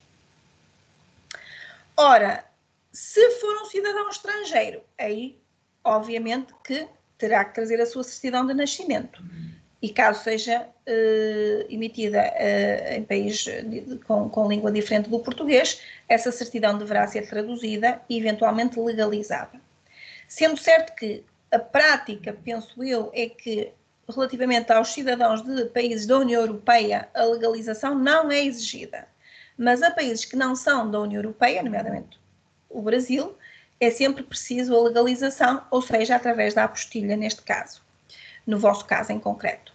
Portanto, os documentos de identificação, no caso dos cidadãos portugueses, são o cartão de cidadão, ou ainda bilhete de identidade, quem tiver, poucas pessoas agora já o terão, e no caso de cidadãos estrangeiros, deverá ser a autorização de residência, portanto, o título de residência, o passaporte, ou outro documento equivalente.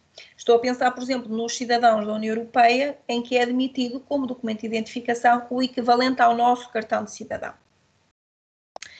Um dos documentos também é exigido a um cidadão estrangeiro que pretenda casar cá em Portugal. É o chamado certificado de capacidade matrimonial.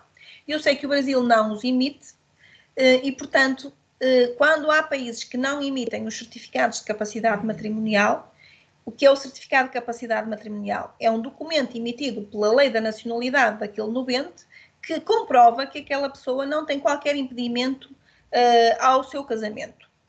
e quando as autoridades da nacionalidade do nubente estrangeiro não passem esse certificado, como é o caso do Brasil. Então tem que ficar a constar na declaração para casamento que, de harmonia com a lei pessoal daquele nubente, nenhum impedimento obsta à celebração do casamento. Caso os noivos pretendam celebrar a convenção antenupcial e o tenham feito por escritura pública, num cartório notarial, deverão também juntar a certidão dessa convenção ao processo. Também podem fazê-lo no próprio processo. Ora, eu não sei exatamente quais são os impedimentos ao casamento que prevê a lei brasileira. De uma forma muito, muito breve, os impedimentos ao casamento estão previstos no artigo 1600 e seguintes do Código Civil Português. Ora, o processo de casamento é um processo público. Porquê? Porque visa dar a conhecer a identidade dos nuventes e apurar, porque o conservador, para que é que se organiza um processo de casamento? É para que o senhor conservador consiga apurar se existem ou não impedimentos àquele casamento. Pode acontecer que seja uma pessoa de minoridade, uma pessoa com demência notória, pode ser parentes diretos e que não podem casar, não é? Portanto, o processo de casamento visa aferir da capacidade para contrair casamento e verificar que não existem impedimentos. E não sei se no Brasil isso não acontece, sei que em tempos aconteceu.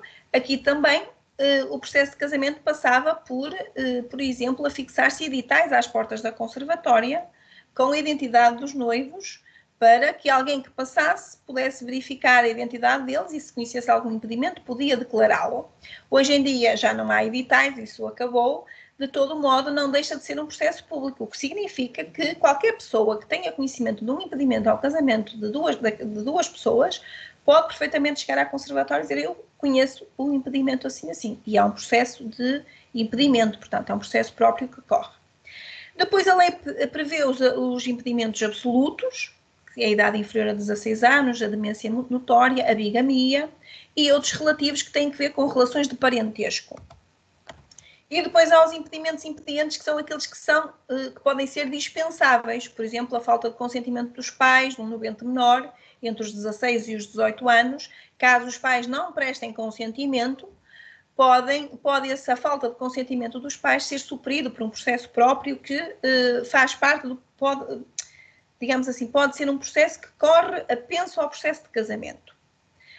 Também um dos impedimentos que existia na nossa lei ao casamento era o prazo internupcial, ou seja, no caso dos homens, após um divórcio, teria que haver um prazo internupcial, ou seja, no caso dos homens, durante 6 meses não podiam voltar a contrair casamento, no caso das senhoras eram 9 meses, por causa da questão da presunção de filiação, porque a senhora que se divorciava podia eventualmente estar grávida do seu ex-marido e, portanto, durante 9 meses não podia contrair casamento com outra pessoa, porque poderia haver ali um conflito quanto ao estabelecimento da filiação e à presunção de paternidade do marido da mãe.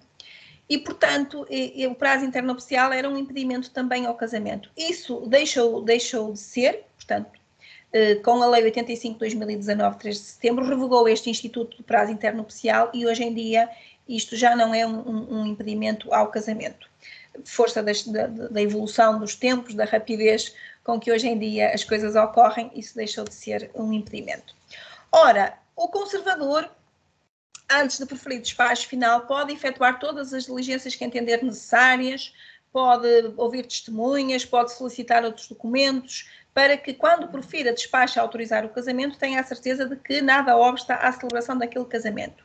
E o casamento pode ser celebrado 6 meses após o despacho final do conservador, sendo certo que também há a possibilidade, prevista na lei, de esse processo ser revalidado.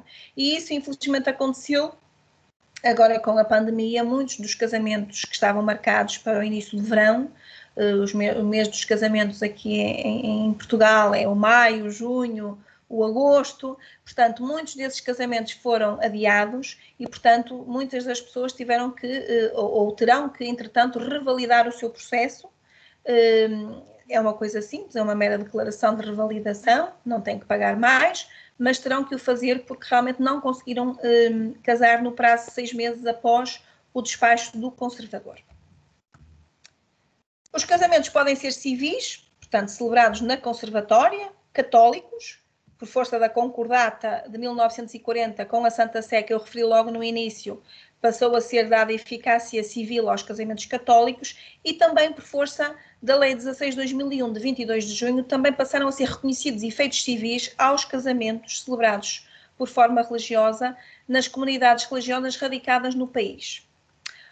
Portanto, estou a pensar, por exemplo, nas Testemunhas de Jeová, estou a pensar em outras comunidades evangélicas, que são comunidades religiosas radicadas em Portugal e que, por força disso e deste artigo 19 desta lei, passou a ser possível ou reconhecer também efeitos civis a estes casamentos celebrados sob a forma religiosa.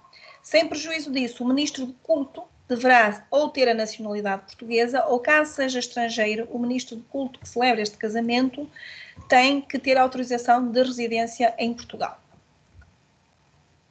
O casamento também pode ser celebrado com ou sem convenção antenupcial. A forma que deve revestir a convenção antenupcial é a escritura pública ou feita por auto diretamente na conservatória. E todos aqueles que podem celebrar casamento também podem celebrar convenções antenupciais. Se for o processo instaurado via online, não é possível celebrar convenção online, o que significa o quê? Que ou os nubentes iniciam o processo e depois vão a um cartório, fazem uma escritura de convenção e a apresentam na conservatória, porque mesmo instaurando o processo via online, depois têm sempre que vir à conservatória casar, ou então casam na igreja ou em qualquer comunidade religiosa radicada em Portugal. Mas, como digo, como não é possível celebrar a convenção no processo online, portanto, na sequência de procedimentos online, terão sempre que o fazer ou no cartório notarial ou diretamente na conservatória e faz-se por auto apenso ao processo de casamento. Regimes de bens. O regime de bens supletivo, ou seja, caso as partes não pretendam celebrar a convenção antenupcial, o regime de bens que vigora é o regime da comunhão de adquiridos, que está previsto nos artigos 1717 e 1721 e seguintes do Código Civil, que é o regime tipo, digamos assim, o mais simples, que prevê que são comuns os bens adquiridos a título oneroso na constância do casamento. E, portanto, esse é o regime tipo, mais básico. Depois temos a possibilidade de, por convenção antenupcial, os nubentes escolherem o regime da comunhão geral de bens, se bem que aqui há uma limitação. Quando haja filhos não comuns de anteriores casamentos, ou mesmo não sendo de anteriores casamentos, que as pessoas tenham filhos não comuns, não é possível estabelecer esse regime de comunhão geral de bens. Essa limitação está prevista no artigo 1699 do Código Civil, precisamente para não prejudicar um eventual direito sucessório dos filhos de um dos nubentes. A lei pretendeu salvaguardar esta possibilidade porque a comunhão geral de bens implica que todos os bens anteriores ao casamento, posteriores ao casamento, adquiridos a título oneroso ou gratuito, sejam de ambos os cônjuges. E, portanto, o bolo é, digamos assim, comum, independentemente da natureza dos bens, sejam eles adquiridos antes ou depois do casamento e seja a título oneroso ou gratuito. E isto é o regime geral regime da comunhão geral de bens em Portugal. Também há a possibilidade de, por auto, os nubentes convencionarem o regime de separação de bens, em que são casados, mas cada um continua a ter o seu próprio património, independentemente de comprarem já casados, ou antes de casarem, ou depois, a título oneroso ou gratuito. Se eu compro uma casa, estou casada em separação de bens, a casa é só minha, não é do meu marido. Se o dinheiro é dos dois, isso não se sabe. Mas se eu compro em meu nome, é só minha. Portanto, é o regime da separação de bens. E também a lei prevê duas situações em que é a própria lei que estipula que aquele casamento tem que ser celebrado sob o regime imperativo da separação de bens. Está previsto no artigo 1720 do Código Civil e são duas situações. Quando alguém que vai casar já completou 60 anos, para evitar casamentos, digamos assim, com intuitos de obtenção de vantagem patrimonial de pessoas mais frágeis ou com mais idade, e quando um português casa sem organizar previamente processo preliminar de publicações. É a sanção que a lei inflige a quem viola a obrigatoriedade de organizar processo antes do casamento. quase nunca acontece, mas muitas vezes acontece, por exemplo, quando dois portugueses casam no estrangeiro e não organizaram previamente processo de casamento perante autoridades portuguesas. E, portanto, sendo dois portugueses, aplica-se a lei da nacionalidade comum e, portanto, a sanção de não terem organizado perante autoridades portuguesas o seu processo de casamento é o imperativo da separação de bens. Uma das novidades mais recentes da nossa lei também é a possibilidade da renúncia recíproca à condição de herdeiro. Portanto, o que é que acontece? Quando as pessoas convencionam o regime da separação de bens por convenção antenupcial, ou quando têm mais de 60 anos e têm que celebrar o seu casamento por imperativo da separação de bens, então é possível que, através de convenção, renunciem à qualidade de herdeiros um do outro. Porque, independentemente de os noivos casarem sob o regime da separação de bens, eles continuam a ser herdeiros um do outro em caso de morte. E para aquelas pessoas com mais idade que casam, muitas vezes para se garantir que não é com o intuito de obter vantagens patrimoniais, a lei concede esta possibilidade de que ambos renunciem à qualidade de herdeiros um do outro. É essa possibilidade. Parece-me que é uma boa alteração legislativa e acho que vai de encontro a algumas angústias sentidas por muitos dos nossos cidadãos mais velhos, que muitas vezes casavam e que tinham a oposição da família, precisamente por causa desta questão jurídica da sucessão e do marido e da esposa serem herdeiros um do outro, dos cônjuges serem herdeiros um do outro, e passou a ser possível renunciarem a essa condição. Ora, as convenções podem ser alteradas até à celebração do casamento. Após o casamento já não é possível fazer convenção, sendo certo que também caducam se o casamento não for celebrado no prazo de 1 ano, ou se for declarado nulo ou anulado. E a convenção é sempre mencionada ou no próprio assento de casamento, ou por averbamento ao assento de casamento. E a convenção antenupcial tem que constar do assento de casamento ou por averbamento, para que possa produzir efeitos em relação a terceiros, porque tem questões patrimoniais inerentes a isso mesmo. Eu estou mesmo a terminar, só vou mesmo referir aqui o Regulamento Europeu de 24 de junho, que é um regulamento que também se aplica diretamente em Portugal e que, de uma forma muito sucinta, eu só deixo aqui a nota porque não me vou alongar, já estou a falar há muito tempo, já estão cansados de me ouvir, mas, acima de tudo, deixar-vos esta ideia. Este regulamento determina que sempre que num casamento exista um elemento de conexão com a lei com a outra nacionalidade, este regulamento é aplicável. Ou seja, imaginemos um cidadão português que casa em Portugal com uma cidadã brasileira. E logo aqui nós temos duas leis digamos assim, a coexistirem, a lei portuguesa e a lei brasileira, que é a lei da nacionalidade de um dos nubentes. O que diz este regulamento é que os noivos têm que previamente, quando da organização do processo de casamento, se quiserem definir qual é a lei que querem ver aplicável ao seu casamento.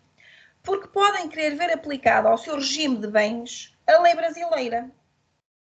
Ou podem querer ver aplicável a lei portuguesa, ou podem não dizer nada.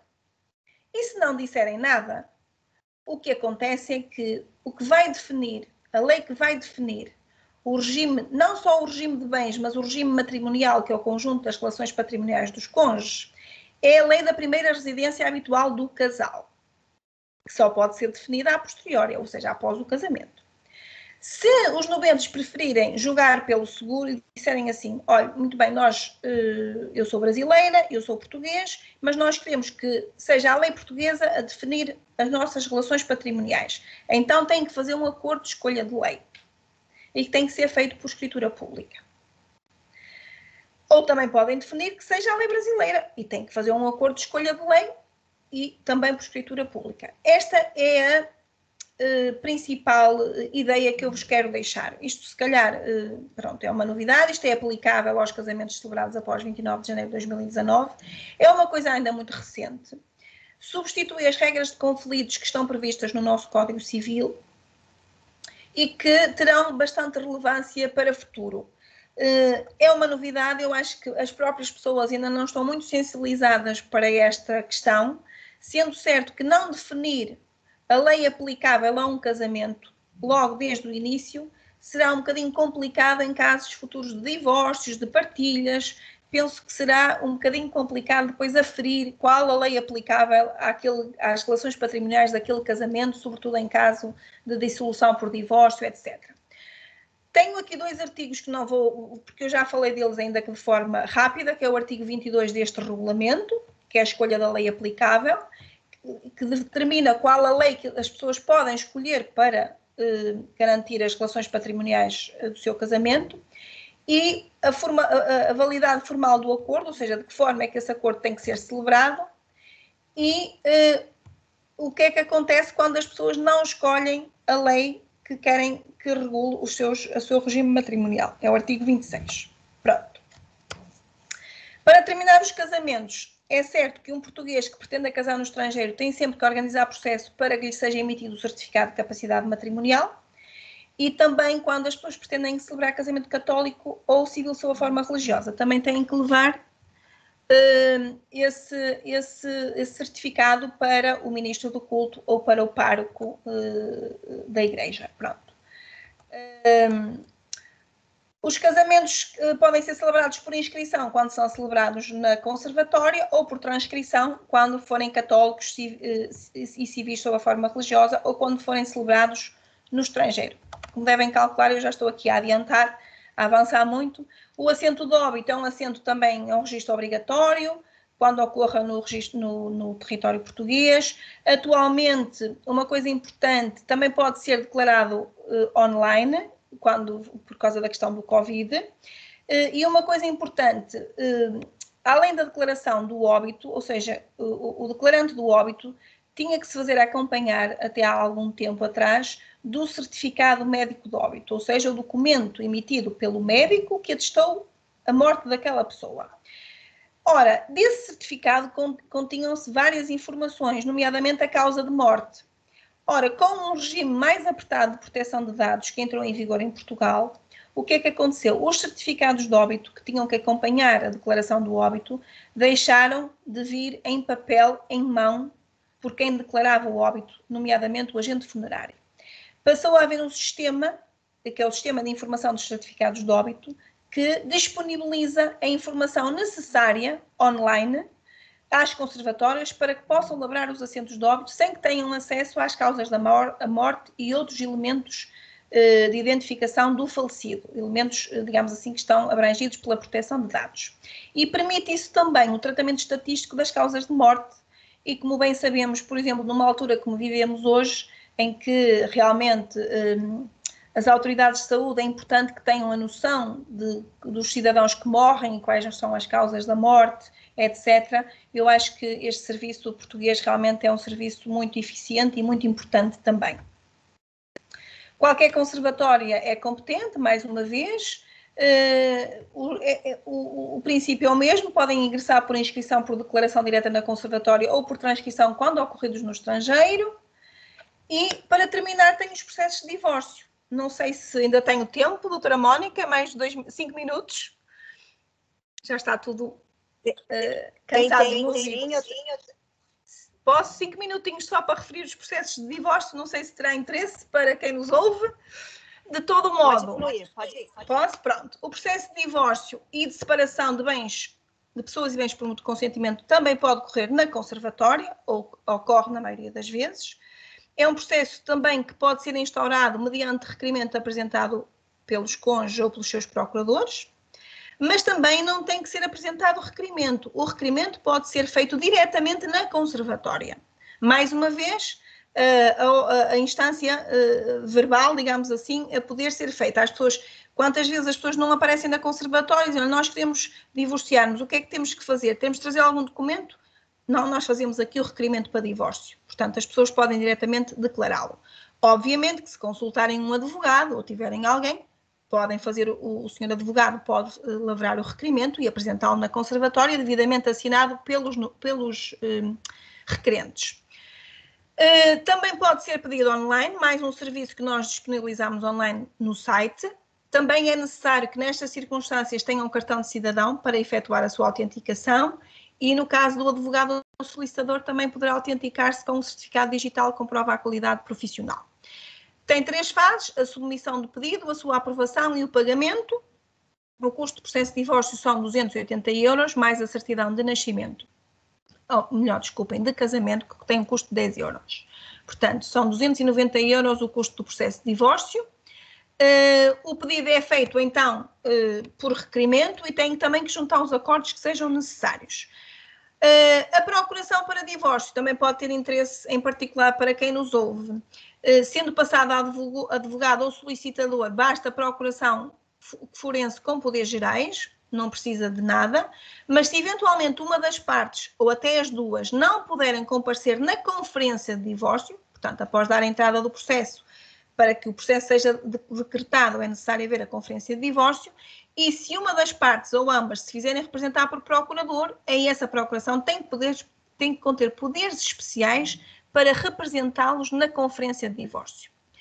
Se por acaso, na sequência do processo de divórcio, houver partilha do património conjugal, que isso também é possível, aliás, a doutora Fernanda Pereira, quando na outra conferência falou das partilhas, referiu precisamente as partilhas de património conjugal, portanto, esta partilha pode ser feita na sequência do divórcio, mas aí se uma das partes se fizer representar por procurador, tem que ter poderes especiais e tem que revestir uma forma mais reforçada, ou seja, tem que ter reconhecimento de assinatura, termo de autenticação, portanto tem que revestir uma forma mais formal, passo a expressão. Ora, o divórcio dissolve o vínculo conjugal, portanto, tem que conter alguns elementos, nomeadamente a declaração se há ou não filhos comuns, se houver filhos menores tem que ir ao Ministério Público, tem que referir-se que os requerentes foram informados dos serviços de mediação familiar. É um serviço disponível através do site da mediação familiar a que os requerentes podem recorrer para uma eventual reconciliação e isso tem que constar do processo de divórcio, se as pessoas recorreram aos serviços ou não, ou se pretendem fazê-lo ou se o dispensam.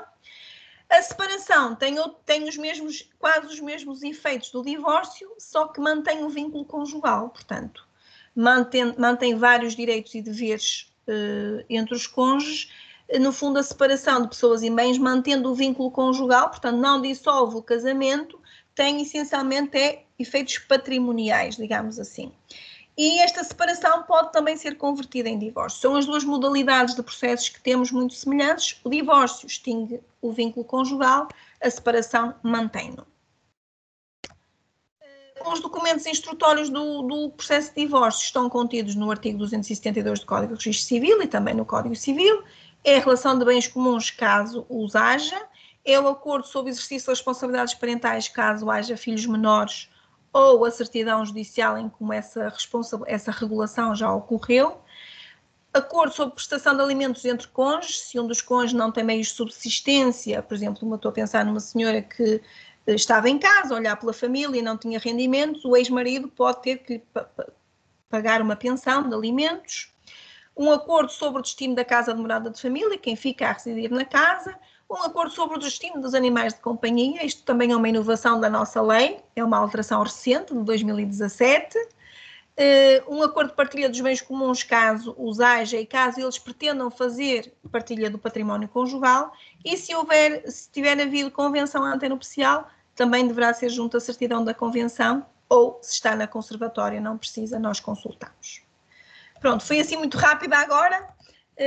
Nesta parte dos divórcios e das separações, mas apenas para referir o seguinte, que realmente os divórcios é um processo muito simples, havendo acordo, havendo por mútuo consentimento, as pessoas também não são obrigadas a constituir mandatário, podem fazê-lo, e realmente se não tiverem facilidade em fazer o requerimento, nós podemos reduzi-lo a escrito.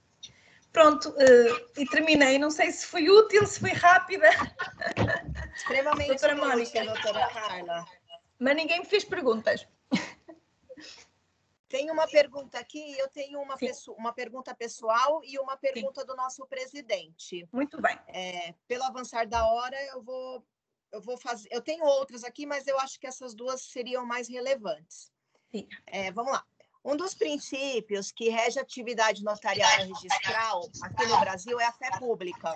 Muito então, bem. a fé pública ela é atribuída constitucionalmente ao notário e ao registrador que atuam como representantes do Estado na sua atividade profissional.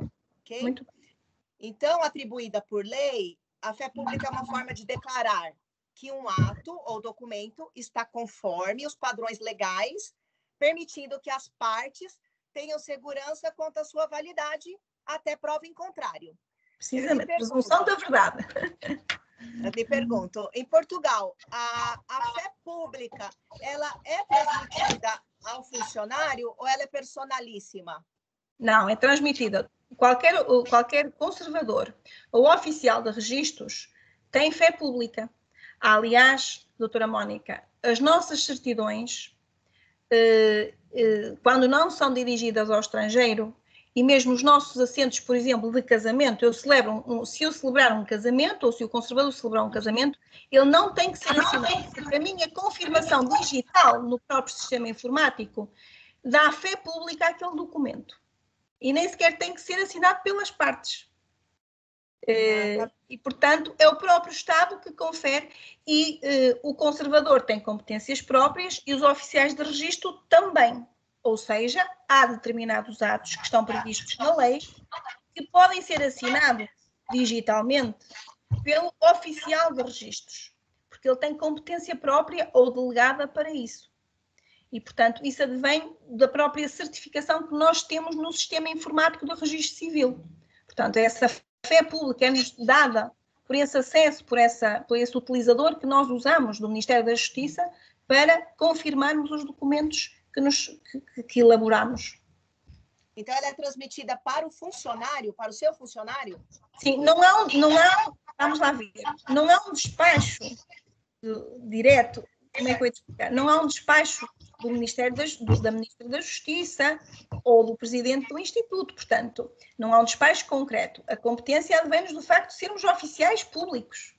E, portanto, no exercício das nossas funções, aquilo que assinamos no sistema informático faz fé pública. Advém-nos da nossa própria carreira, da nossa própria função.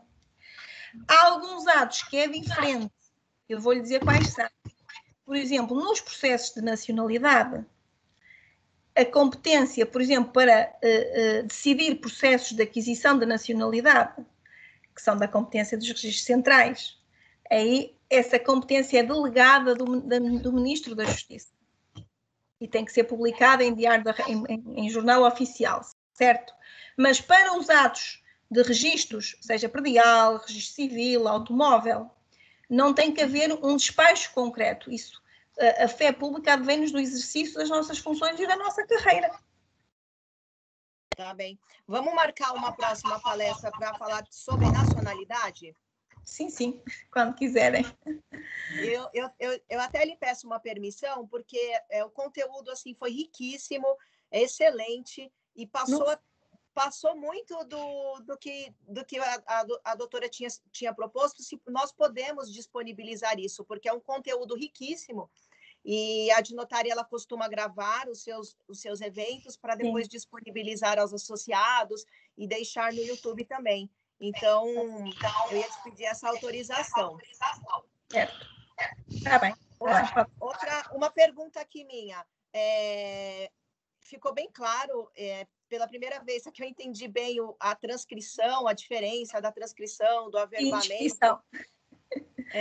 E tecnicamente falando, por exemplo, eu tenho um casamento, o português casou com um brasileiro aqui no Brasil. Um português casou no Brasil. Casou no Brasil. Certo. Então, geralmente eu faço esse averbamento do casamento aí, nessa certidão em Portugal. O termo certo, correto, porque o consulado fala transcrição. Eu sei que é averbamento. A gente fala a transcrição do casamento, o averbamento do casamento ou a transcrição do averbamento. É tudo. Eu vou explicar. Se um português casa no estrangeiro, é lavrado um assento de casamento. E a doutora Mónica tem esse assento de casamento na certidão de casamento brasileira, certo? Pronto. O que é que a doutora Mónica vai fazer? Vai fazer ingressar no registro civil português esse casamento. Como é que o faz? Com base em quê? Nessa certidão. Se é com base nessa certidão, é por transcrição. Ou seja, é lavrado no registro civil português, com base na certidão de casamento brasileira, um assento de casamento. Aliás, esse assento de casamento do registro civil português vai ter uma menção a dizer assim: assento de casamento lavrado com certidão de casamento emitido em tanto tal pelo registro de pessoas naturais do Rio de Janeiro. Pronto. Essa menção. Portanto, é por transcrição. E depois o que é que vamos fazer a seguir? Nós, conservatória, vamos averbar ao assento de nascimento do português que ele casou no Brasil no dia X. Certo? Entendi. Pronto. Entendi. Não faz o averbamento que fazemos é o averbamento ao assento de nascimento, fazendo constar que o português casou. O casamento aqui em Portugal é feito por transcrição, porque é feito com base na certidão de casamento brasileira. Sim. Certo? Sim. Se o português e a brasileira viessem cá a Portugal casar, vinham os dois. E eu fazia um assento por inscrição, porque os casava, eles declaravam perante mim que casavam. Tá, entendi. Eu tenho só uma pergunta aqui do chat para a gente encerrar. Sim. O Mauro, você vai querer fazer pergunta? Não, só vou encerrar. Tá. Então, pelo avançar, para participante aqui não ficar sem a sua resposta, existe algum critério para envio do registro de assento de nascimento da conservatória dos registros centrais para esta ou aquela conservatória? No caso de aquisição de nacionalidade por casamento, despacho da conservatória dos registros centrais a determinar que uma conservatória X procedesse ao registro. Bem, vamos por partes. Se foi muito clara essa questão. Eu vou explicar. Se o pedido de aquisição da nacionalidade por efeito do casamento for feito por impresso, imagina, estão no Brasil, um brasileiro casou com um português e está no Brasil neste momento, certo?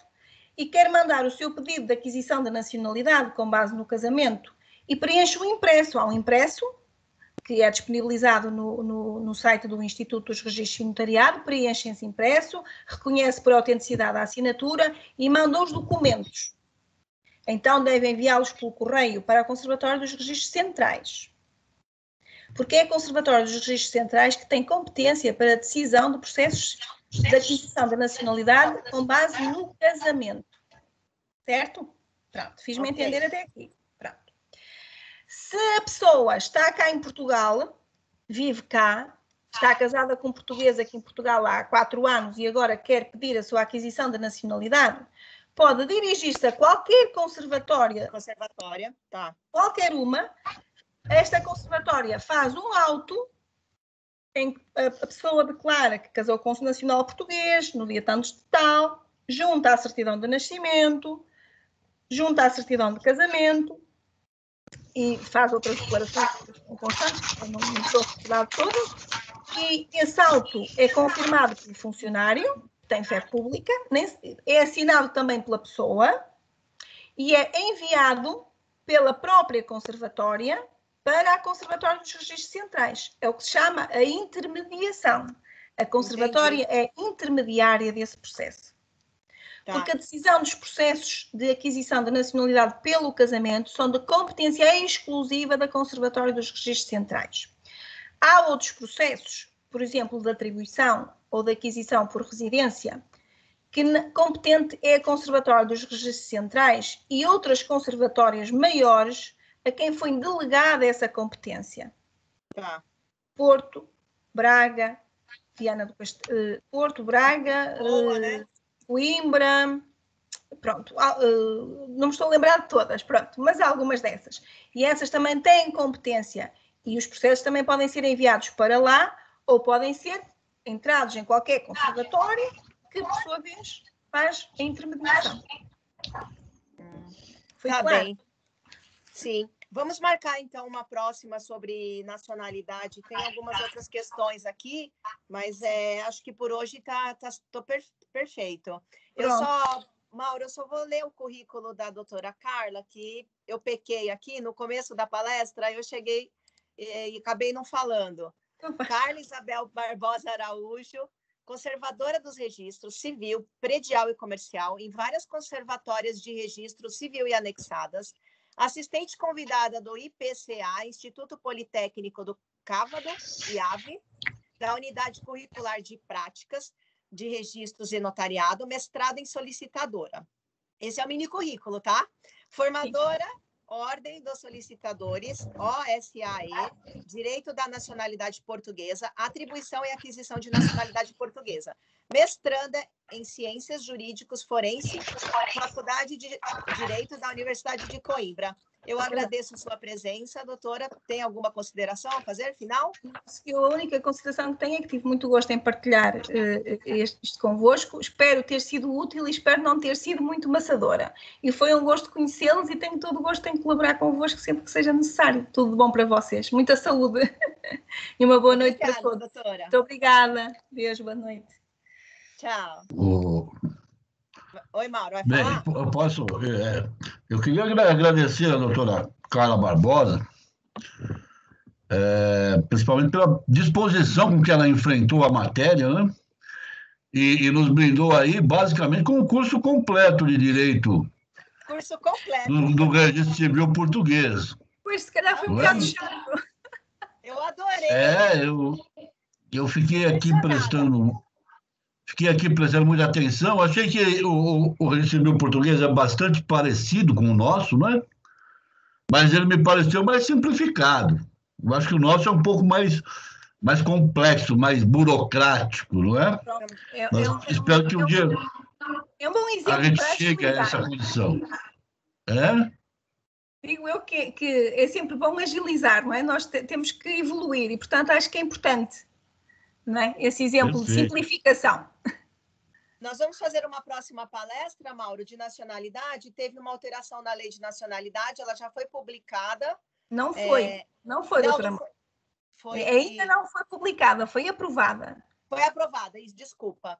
Foi agora em julho, certo? Só não publicou. Foi antes das férias. Isso. E nós podemos fazer isso lá para outubro, novembro. Eu entro em contato de novo com a doutora Carla. Por enquanto, eu super agradeço novamente essa oportunidade, tá, doutora? Muito obrigada. Foi um gosto partilhar convosco. Disponham sempre uma boa noite para todos. Muito obrigada. Boa noite. Até a próxima oportunidade. Boa noite. Tchau a todos.